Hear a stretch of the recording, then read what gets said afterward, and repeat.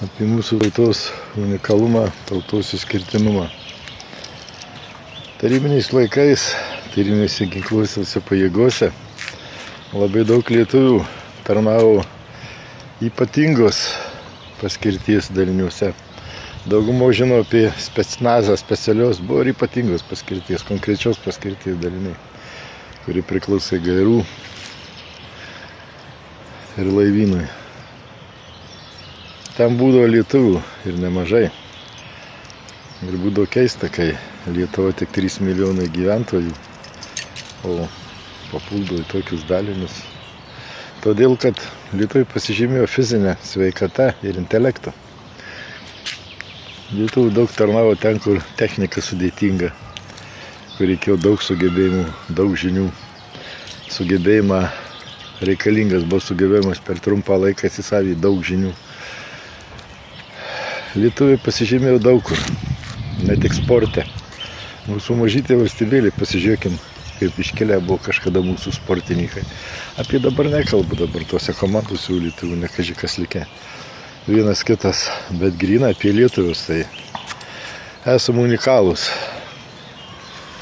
Na, pažiūrėkime apie kitą mūsų unikalumą, iš kitos pusės.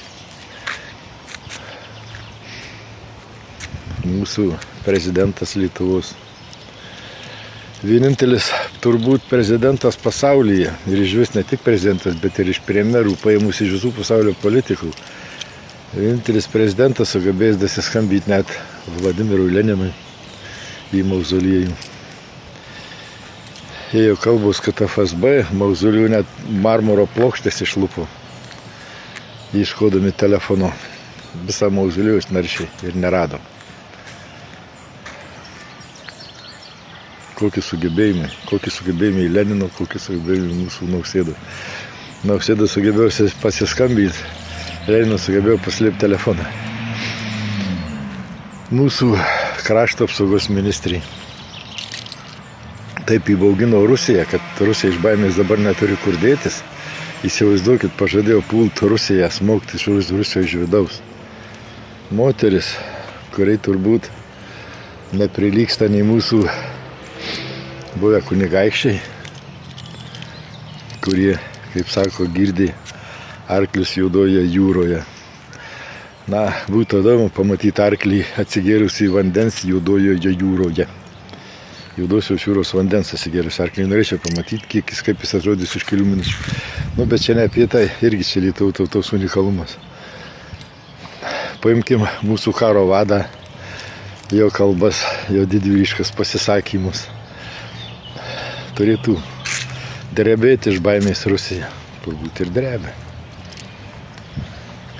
Nausėdai dėl to skambučio reiktų pabandyti susisiekti ir su Stalinu, kad atšauktų tremtis į Sibirą, kurios gali vėl būti, bet netolimoje ateityje gali įvykti. Galėtų skambyti tartis. Tai tiek apie mūsų tautos unikalumą. Apie didvyriškumą, sugebėjimą įbaugyti priešus, priversti drebėti priešus ir apie mūsų naujosios kartos karo ekspertų, karo žinovų sugebėjimus, neeilinius, unikalius sugebėjimus. Tai tiek, ponai, apie mūsų žemę, apie mūsų tautą, apie mūsų išskirtinumą.